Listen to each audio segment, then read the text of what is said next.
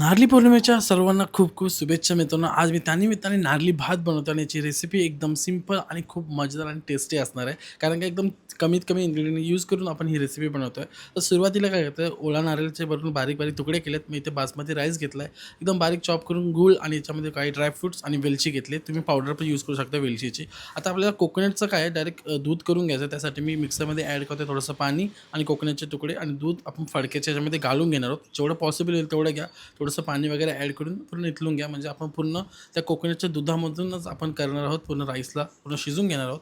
आता काय करतं, पॅनवरती आपल्याला थोडंसं टाकायचं तूप. तूप आपण पूर्ण मेल्ट करून झाल्यानंतर याच्यामध्ये ॲड करायचे ड्रायफ्रुट्स. त्यांना पूर्ण रोस्ट करून घ्यायचं आहे. ड्रायफ्रुट्स रोस्ट करून झाल्यानंतर त्याच्यामध्ये तुम्ही वेलची पावडर किंवा वेलचीचे दाणे थोडे टेचून याच्यामध्ये टाकू शकता. त्यानंतर याच्यामध्ये एक राईस ॲड करायचे, स्वच्छ धुवून ॲड करायचं. मी इथे बासमती यूज केला आहे. तुम्हाला पाहिजे तो कोणताही राईस यूज करू शकता. नॉर्मल बासमती वगैरे तुमच्यावरती आहे. आता याच्यामध्ये आपल्याला थोडासा गूळ टाकायचा आहे गोडव्यासाठी.